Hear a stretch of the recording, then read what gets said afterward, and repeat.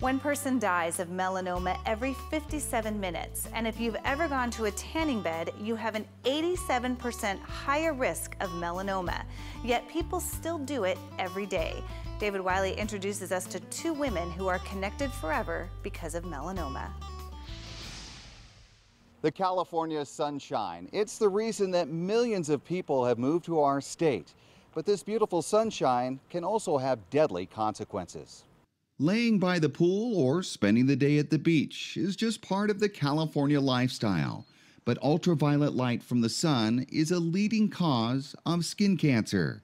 May is Skin Cancer Awareness Month, and research shows that skin cancer is by far the most common form of cancer.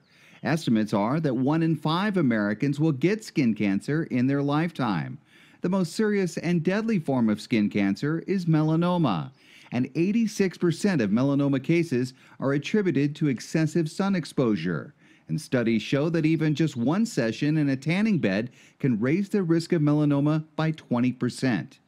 But the quest for the perfect tan can blind many, like Tina, whose mother had melanoma and warned her as a teenager to stay out of the sun. She would say, "You're going to get melanoma."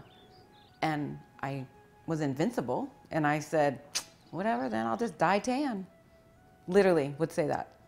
Well, 8 years ago, Tina was diagnosed with melanoma after finding a mole on her back.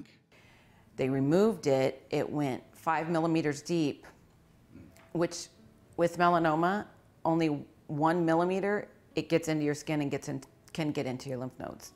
So mine was really aggressive.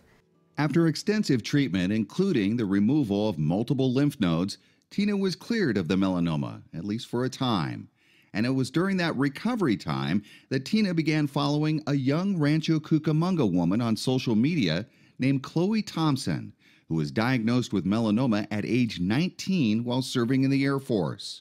Chloe bravely and publicly fought melanoma before passing away at the age of 22. I would tell her, "You need to slow down. You know, you have cancer, you know." But she just didn't want to give up. She wanted to live life. Chloe's mother, Michelle, describes her daughter as an outgoing young lady who lived life to the fullest. She just never gave up. She never stopped fighting. In fact, when she finally passed away, people were surprised. They didn't realize that her cancer was as serious as it was because she just lived life every single day. And today, Michelle works hard to keep Chloe's memory alive in an effort to help others.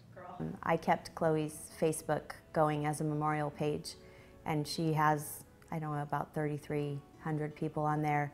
People really reached out to me after Chloe passed away and just told me, you know, how she inspired them. And while Tina never met Chloe, she reached out to Chloe's mother, Michelle, when she was recently re-diagnosed with melanoma. And they met recently for the very first time. You did great. I try not to cry.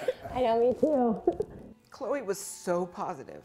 She was just so positive, and everything I would watch of her, she was just happy, and she fought so hard.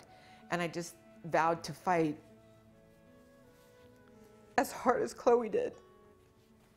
And Chloe and Tina's stories are reminders to all of us of the dangers of this deadly form of skin cancer.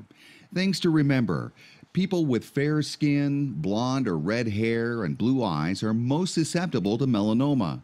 But anyone with extended sun exposure can be at risk. A family history of melanoma is also a risk factor. Warning signs include large, irregular moles that grow quickly. More than 9,000 people nationwide are predicted to die from melanoma this year. But the survival rate is very good if detected early.